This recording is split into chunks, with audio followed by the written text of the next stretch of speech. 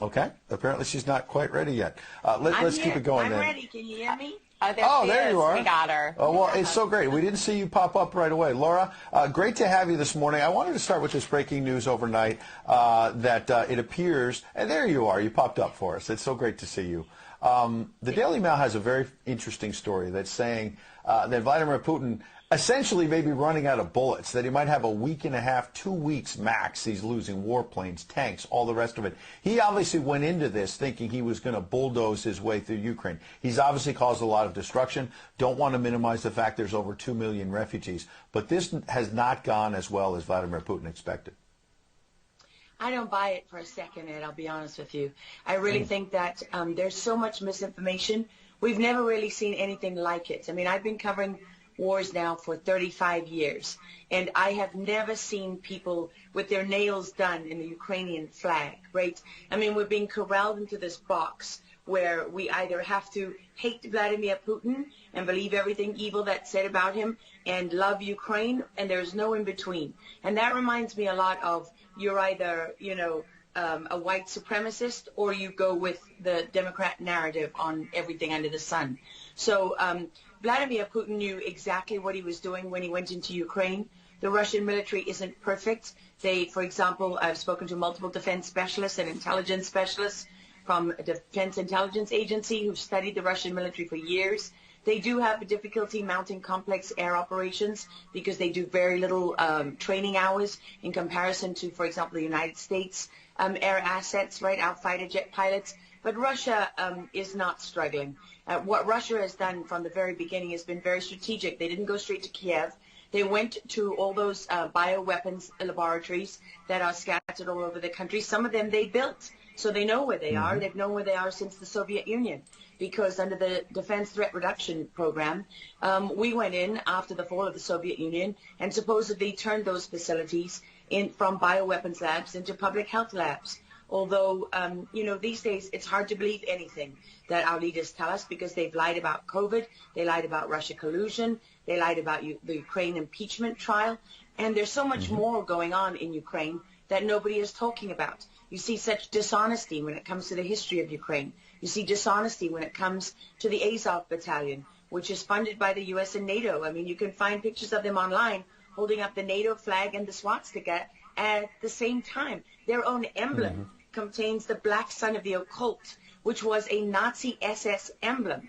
And it also contains the sideways, you know, lightning insignia of the SS. I mean, this is on throughout the Ukrainian military. You can see that black sun of the occult on their body armor, even on the female soldiers who are paraded in front of the world as being, you know, such an example of Ukraine's independence and spirit and nobility. Even they are wearing the black sun of the occult.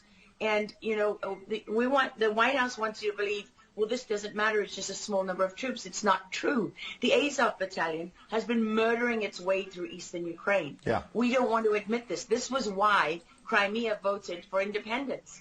This is why Crimea wanted to be with Russia.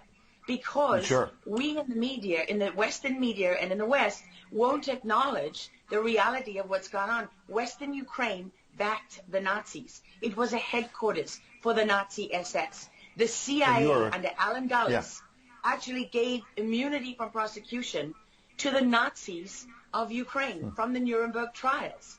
So there's a long history of the United States and our intelligence agencies funding and arming Nazis in Ukraine. These are not like new neo-Nazi groups that sprung up.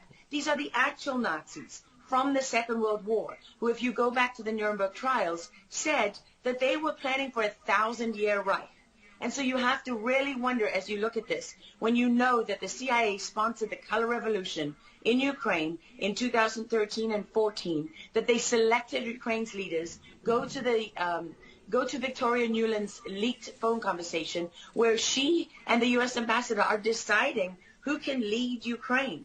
I mean, there's as much interference here as you could possibly imagine before you even get to Hunter Biden, Nancy Pelosi, John Kerry, and Mitt Romney, and all of their children who are employed, who earn millions from Ukrainian gas companies. Yeah, you were pointing, pardon me, to a real credibility crisis for our leaders. I want to let Karen Turk jump in. Yeah, I wanted to bring up the fact that President Zelensky is Jewish, and I don't know exactly how this factors in, but there's some very interesting points in what you're saying. And looking at this, you could think it's political theatrics. You made a very good point at the beginning that you think that Putin is in control. And I actually want to play something that Jen Psaki said, because it seems that the White House is actually echoing that sentiment. Watch this.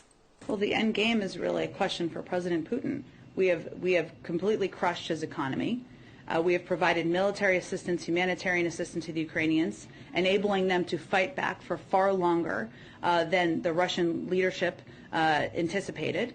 And again, he has to determine what the path forward looks like for him. Thanks, everyone.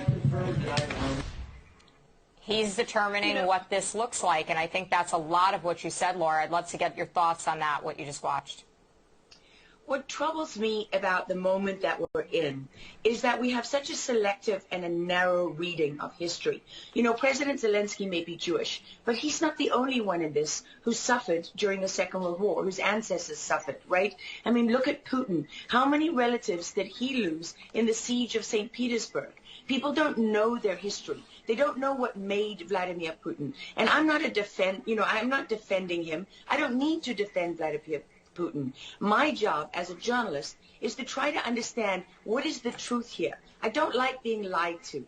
And we're being lied to on an epic scale. When we're told your only choice is you have to be 100% with Zelensky, who's a puppet, who you can find on the internet in black stilettos and leather pants, with shirtless, doing a spoof Dancing with the Stars kind of entertainment video. That's a mock of a Ukrainian group that does this kind of satanic, occult type of music video. And I mean, Zelensky was selected, like so many of our leaders. And honestly, with big tech and with election fraud these days, we don't know how many leaders all around the world have been selected for us and weren't actually voted in. But what we do know is that there are increasing problems with technology and the digitization of our world. Because look at what's happening with COVID. Look at what has happened globally. We are fighting the same battles all over the world. To pretend that this war is about Russia and Ukraine is just a barefaced lie. If Putin has been warning for 15 years that he is not going to stand by while the globalists take over the world, build bioweapons facilities and whatever else they're doing in Ukraine, Ukrainian oligarchs. Ukraine has been a center of money laundering for, many of the leaders in this country. For how long? Billions of US dollars have been laundered through Ukraine, and we say nothing about it. These are our tax dollars. I mean, before the impeachment trial, had you ever heard of anyone in the United States, us bringing in foreign governments to the White House for anti-corruption training? I mean, does nobody question these things? Why do we not question them? We have an idiot like Lieutenant Colonel Vindman who goes at the impeachment trial and sits there as a lieutenant colonel. He didn't even make colonel. And he's telling the President of the United States what his policy should be. You have a traitor in the form of Maria Yovanovitch, who was Obama's ambassador, who's telling Ukrainian government officials, don't listen to the will of the American people. Don't listen to the election results. We are the true leaders of America. I mean, and then people object when the woman isn't even fired. She's given a cushy job for life at Georgetown University at the expense of the U.S. taxpayer. And we're told that the President of the United States cannot say to his foreign counterparts, that we want you to look into something. But Joe Biden can withhold as much aid as he wants to. I mean, there's so much hypocrisy and dishonesty here, and Ukraine is at the center of it all. Go back to Russia collusion. Go to Alexander Chalupa. Go to Eric Karamella, the whistleblower who went to work for Adam Schiff, who wasn't really a whistleblower, and all those corrupt people in the deep state. And you know what? The deep state isn't a theory. It's not a conspiracy theory. It's an actual deep state. Look up the SES, the Senior Executive Service, because when that bureaucracy was ushered into law in the United States of America, that's when we got a bunch of unelected bureaucrats pulling the strings behind the scenes. And these are the people that keep lying to us.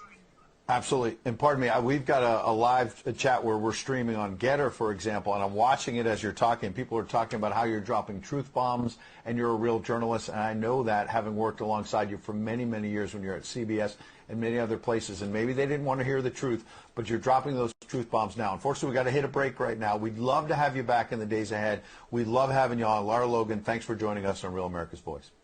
Thank you so much. All right. Well, we'll certainly have her back.